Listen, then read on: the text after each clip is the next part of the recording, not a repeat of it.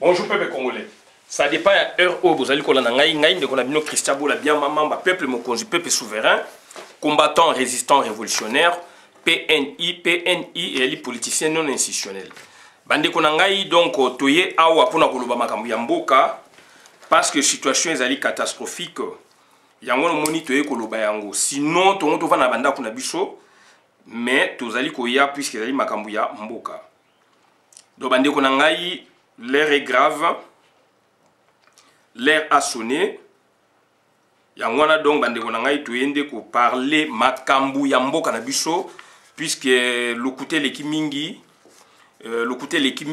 et puis donc voilà et sengeli ko rétablir makambo ebele et puis ko tia makambo na contexte nango tomoni lelo yo batu bakomi ko sala ba marche pona ko soutenir Moutolokola donc Vital Kamerhe alors que Vital Kamerhe c'est un destructeur ya Congo et puis il n'est même pas congolais donc voilà bande konangai donc au monde comme à l'envers batu bakomi ko bundela na terrain pardon batu bakomi ko bunda donc pona ko soutenir Vital Kamerhe ezali mawa mingi to régresser mingi mais batu musu bazali ko mona ngo eza normal to régresser mingi batu musu bazali ko mona ngo donc ezali vrai ezali tozana nzela ya malamu mais tozana nzela malamu te bande konanga to régresser bakasi puisque to yebi sous loko osala te donc classe politique ezali pourri et sengeli classe politique on a donc ekufa ya sika ebima et lobby donc et lobby docteur politologue Robert Congo journaliste moni na kata komba a lobby yango donc asengi vraiment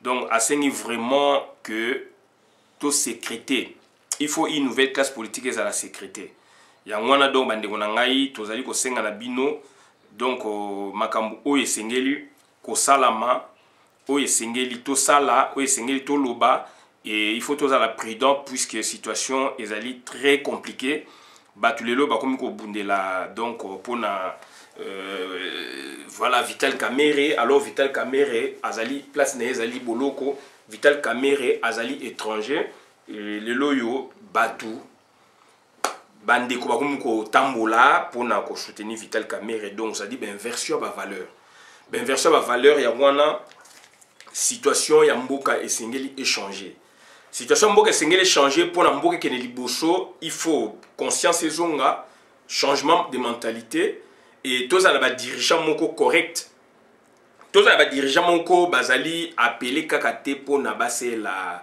pouvoir donc enfin c'est la pouvoir dans le sens de développement bazali kakate pour nabase la pouvoir pour nabayi bakaka mbongo pour naba changer mentalité à peuple hein? Donc futilité et comme utilité non donc bande konanga ezali passe mingi Vital Kamerhe bomoni makambo ndenga salaiki Vital Kamerhe na accord ya Kojo c'est Vital Kamerhe azana opposition mais azali donc on a pouvoir Vital Kamerhe mutabandaki biloko wana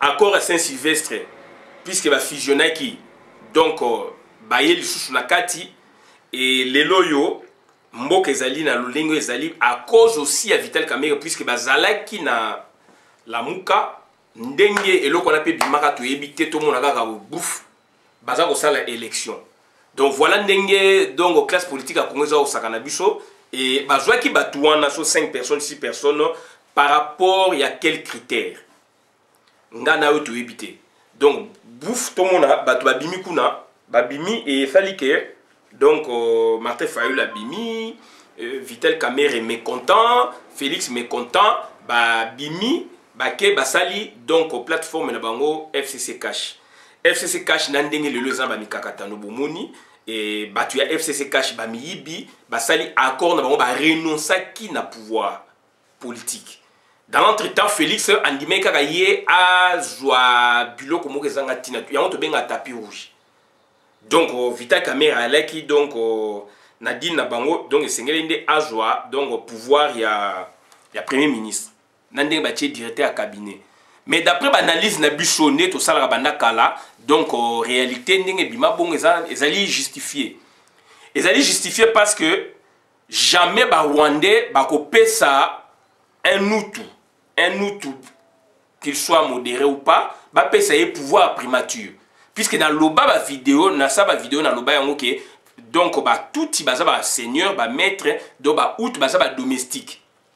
Na Rwanda Burundi côté wana. D'où maintenant ko pesa Vital Kamerhe poste directeur cabinet et ngeza passe. Mais bah ça qui erreur bah tout bah ça qui erreur tant a installé qui Joseph Kabila en 2006 comme président de la République puisqu'il aime d'assez décarcassé qu'à ça qui tout pour na comme à la place wana récompense bah qui est do président Assemblée nationale sur la mode va faire démissionner bah check pression ti a démissionner yango sous dongo nan makambo bah yokani as premier ministre bah directeur cabinet. Donc, c'est-à-dire, accord n'a pas déjà quelque part qui violé. Mais l'entendement subconscient, il y a un raisonnement, il y a une analyse, il y a une salakala, ils allaient justifier, puisque donc, tout, quel qu'en soit, n'est-ce pas, leur titre, leur qualité, ça va pouvoir à ma cassi, au risque, donc, zongisa, va faire ressurgir, n'est-ce pas, donc, n'est-ce pas, donc, Hutu Power. Puisqu'il y avait Hutu Power, comme on dit Tutsi Power.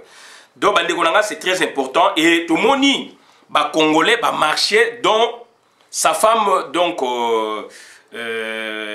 Chature, Amida Chature, et na autant que moi, on a maté, mais moi, on a commis aussi actrice à politique à Congo. Moi, on a JB. Bon, donc, ça dit, na l'olenge, azali ko sala wana. Et tout le monde a Tchatumba, un Tchatumba, Oyo, azalaki awa, combattant résistant à Longwe, à Kei, Koto, à Longwe, à Keboué, Yewana, Ayo Koma, donc on a Vital Kamerhe, et il soutient son patron. Patron naye lelo azali na place Sengeli, pour naye azali soutient naye. Mais est-ce que Bandekonanga, donc nous oublions beaucoup de choses? Est-ce que Vital Kamerhe et Sengeli azwa soutient vraiment la population congolaise? Il y a un toujours eu Sabino qui est donc, c'est-à-dire politique na Congo et Koufa. Politique na Congo et Koufa. Diplomatie na Congo et Koufa. Donc c'est-à-dire bazali ko vivre na lolenge bazali ko vivre wana. Donc politique na Congo et Koufa. Yangwana bandekonanga c'est très important. C'est très important pour na bo comprendre makambo. Il faut bo yeba bozali place nini. Bozali na nzela nini. Tchatumba pour na yeso bolobe lié ezali Azulu Pemba. Je suis obligé de citer son nom, puisque tout yebani na yepe awatanga zayi na kumba. Donc nandenge asaki ba aventure na ye nandenge lelo alanda Vital Kamerhe nandenge aza soutenir ye. Bande konanga est-ce que ezali normal? Bobenga ngo liberté d'expression, bobenga ngo donc c'est-à-dire démocratie.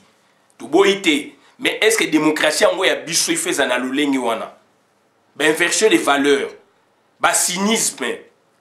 Bande konangai botala makamundenge et ba organiser marche pour la soutenir Vital Kamerhe. Dans l'autre temps Vital Kamerhe ala la kana prison ala la donc mbeto moko ndaku moko donc na Amida Chature na ndaku na bango kuna na Gombe so bazana Gombe.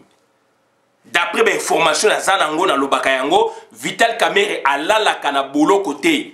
Boloko na ye ala la kana ndaku na ye. Na lobaki soki ye Vital Kamerhe alingi approuvé biso. Mais à droit na ye ya koboya approuvé biso na minuit. Na minuit 1h du matin a filmé na cellule na prison Makala. A salango durant 7 jours a salango te puis c'est droit na ye donc privé mais du moins droit na ye privé dans le sens na boloko mais du moins saute lobby ke ba filmer Vital Kamerhe na 7 na minuit. Na minuit donc chaque jour minuit à 1h chaque jour Vital Kamerhe donc chambre na ezali vide. Toyebisa ki bino to kolobango mbala combien? Ba cheki d'abord na cellule mona battu la sakaza na prison mais ba longole ba tienne ba cellule ya ba isolé azaraye moko. Na 22h 21h soki batu banga kene directeur à cabinet azana instruction ya Kabila. Ba bimisaka Vital Kamerhe na mutuka teinté donc voilà parfumé abimi akena ndaku na ye. Soki jour wana ayaki c'était très importante. Par exemple, donc, journée wana, soit contrôle moko ba magistrat, ba akoya la tongo. et puis akozonga soki il en profite aussi pour na ayamba batu na ye na journée wana. Et après Vital Kamerhe azonga anda kuna ye. Vital Kamerhe so lelo azali wana régime ezali ya bango. Comment expliquer régime ezali ya bango Vital Kamerhe s'est retrouvé na place wana. Vital Kamerhe to yebisa bino ba pesa biso ba fausse piste au départ mais ba piste ya suka suka na ye koloba yango avant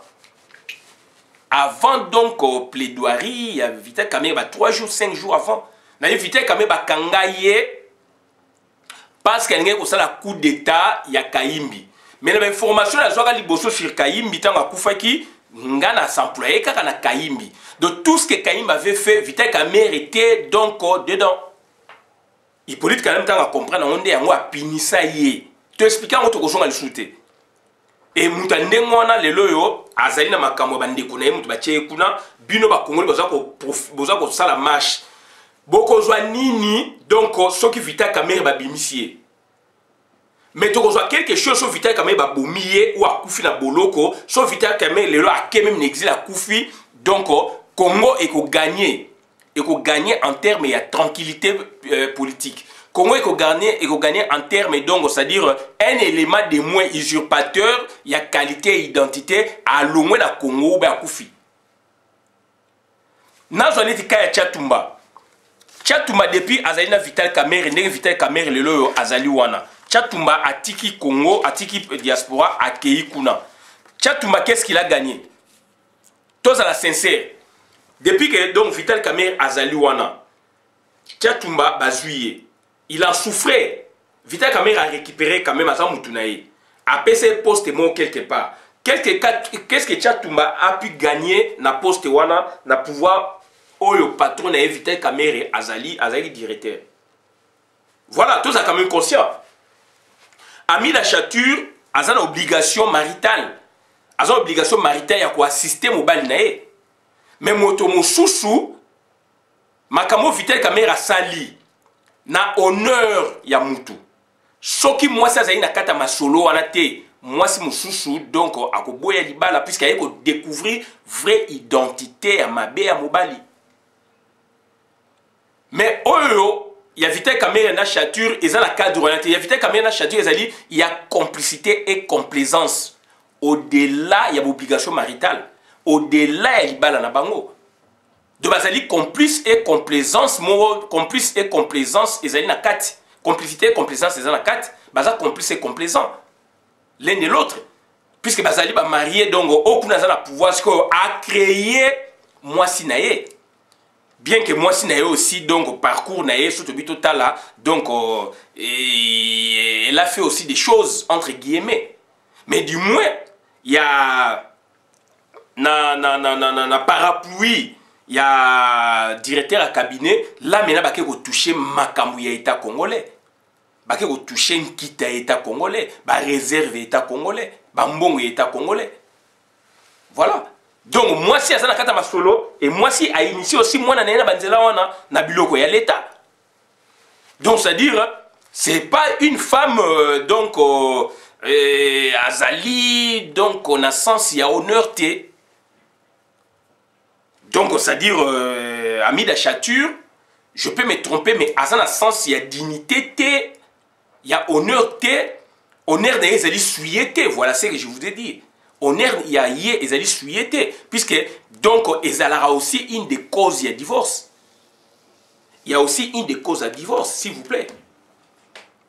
Mobile Nayo, oui, bien que Azali, directeur à cabinet. Ou bien, mobile noyebi ke asala ka musala songolo. Lobi na balabala oyo ka na ba journée bimi na ba radio na ba presse ba parler na mobile na yo na qualité autre que ya mobile na yo, mais ya mabe.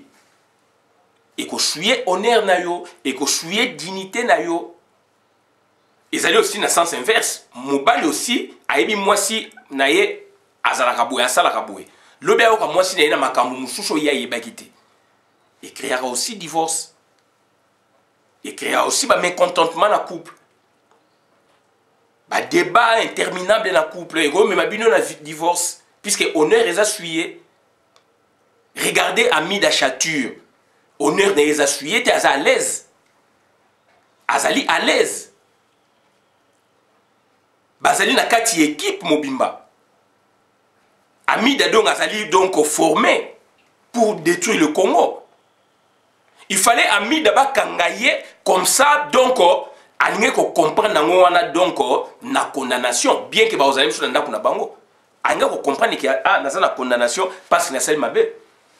Tant le ba ko marcher pour na ko soutenir Vital Kamerhe, c'est que ba comprendre que Vital Kamerhe donc lelo azali kuna asale ki mabe. Mais bah, on va implorer, n'est-ce pas, donc, musique de grâce ou quoi, je ne sais pas. Puisque ça m'a pas procédure. Asali appel, tout appel abusif et condamnable. Voilà. Soit ça un élément nouveau, oui, on peut comprendre, mais ce élément nouveau est athée.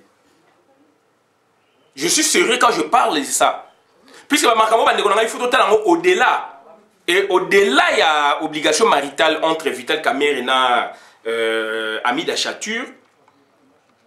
Donc, c'est-à-dire, c'est une bande d'escrocs. C'est une bande, donc, Yamakamamabe. Un escroc, c'est quelqu'un qui utilise l'intelligence. C'est différent d'un voleur. Voilà, c'est différent d'un vol. Escroquerie n'a volé, ça n'est pas monté. Escroquerie, n'a volé, ça n'est pas monté. Un escroc, donc, c'est quelqu'un qui a utilisé l'intelligence. A utilisé l'intelligence, yomoko joué loko pesiye. Et bon, l'année Vital Kamerhe a joué. Tout l'année qui procès. Tout l'année qui donc, c'est-à-dire audition des témoins. On a compris. On a compris. Il a utilisé une intelligence telle que Batuba Sali au nom Yaye Vital Kamerhe. Batuba Sali au nom ya Vital Kamerhe. Batuba Sali au nom ya Hamida Chatur. Couple les ali couple mo exemplaire c'est pas un modèle de la société au biso to sengeli to lana. Bandi ko nanga kamé to za la conscient. Le bozo ça la marche na mutu ayibi. Vital Kamerhe ayibi mais Vital Kamerhe a boma combien de personnes au ndeko yo yebité. Vital Kamerhe tel que to za na dossier nde to yebié. Soki azali na prison vraiment makala ba kangi vraiment avant na prison. Un mois à trop à craquer à Okufa. Puisque c'est un bon vivant, c'est quelqu'un qui vit. C'est un soulard. C'est un soulard. Aligni Bassi donc on a niveau au Sakanate. C'est quelqu'un qui dépense donc mbongo y a l'État. Vital Kamerhe ça la Bassi belé. À part moi c'est officiel. On les a biloko makamamiba les toloba. Donc ça dit ça la Bassi belé et c'est un Rwandais. Rwandais, Burundais, Batouana, donc sont des grands soulards. C'est un bon vivant. Ce qui m'a dit la prison, Vital Kamerhe a yoka koufi. A okukate. Azo fana na ndaku na yazo yamba bandekone ba Rwandais, ba Burundais. Azako yamba donc Jezabel Olive Lembe. Kamerhe donc azo yamba bata sécurité Kabila zo tina bata sécurité pas zo tina batukuna. Bomone mo sineta kendaki andoro ya mo sineza na batu o bazo ko kenekuna. Vital Kamerhe na ndaku na azala donc azali donc na ba policier bazo contrôler. O bazala toujours. Tokol balem sous azala résidence surveillée puisque emprisonnement n'est pas résidence surveillée. Mais azala ba soda o bazala na ndaku ne tile lo bazali wana. Vital Kamerhe azala ndaku na e. Ba sa bino ba jeu. Et Hamida Chatur donc aime ça. Ba manipuler ce que la population congolaise oyo soi-disant baza na parti na bango. Et quelques sous ba pesi ba na terrain bani. Est-ce que tu as mboka sous mboka ya Congo il fait à niveau na ba raisonnement batande ngona. Bozo benga ngo Congo mboka ngone ngona. Voilà bande ko nga place ba memi yo congolais. Voilà bande ko nga place ben version ba valeur et salami. Hamida Chatur, ce que moi si moi dit azana donc na sens il y a dignité, il y a honneur, il y a honnêteté. Aninga ki donc c'est un divorce na Vital Kamerhe. Ya on a bi makamna ngezali au-delà, il y a obligation maritale. Au-delà ba honneur, au-delà ya boyeboy. Donc Vital Kamerhe a instruit Hamida. Hamida aussi a une touche na yé. Il y a ko escroquer, il y a ba boyeboy, il y a business entre guillemets. Donc, basangisi yango ebimisi soswana, ebimisi kao.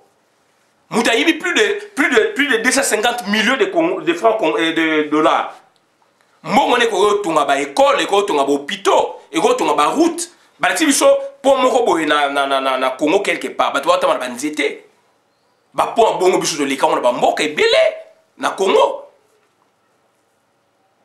Est-ce que quand est-ce que l'État a rekoma ti na place on a pour na imaginer pour ba jeter wana. Yango yo to sengaka na projet de société na biso to sengaka nini to sengaka donc c'est-à-dire pouvoir y faire zonga na territoire dans la commune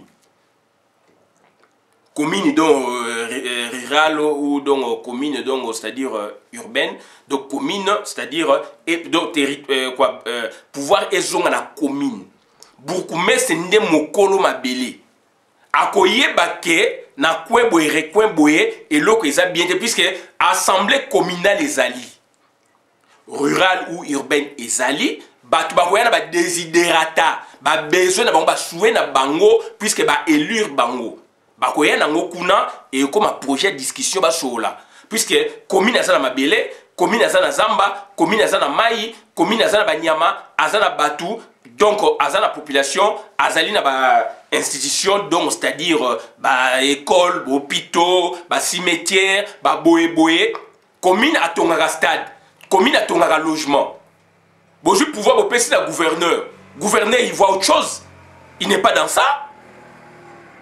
Est-ce que la commune place tout moni wana ba na likola ba nzete ni te ba kekele ezako vaciller molongo molai na sima baza ko zeba sa ba tour.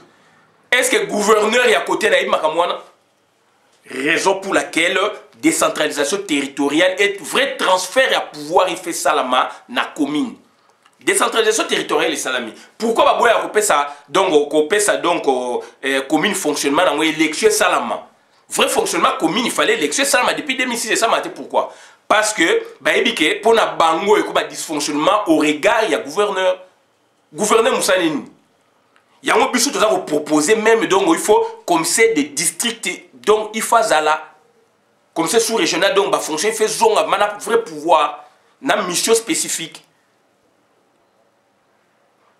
Voilà bandeko na ngai moyibi angwali mande ngwana donc bozali ko kumisaye bozali ko betele maboko bozali ko bima na balabala pona nini snobisme bozali ko bima na balabala pona nini donc ça dit batu moko boye bazali ko vivre malamu batu moko boye ba bénéficier na biloko wana yo bénéficier te peuple et bazali ko kosa yo bazali ko drainer bino derrière pour rien. Mboke baby ya mwana mboka esikezali ko ya d'autres senga donc ba il faut qu'on rase tout. Il faut qu'on rase tout. En temps normal, tant mboke zalaka na posa kamere Jezabel wani falaza na boloko. Jezabel wana donc a mis la chature falaza na boloko. Et voilà maintenant le fait que ça boloko c'est tel maintenant qui crée des trucs. A quel moment Kabila pour faire quoi?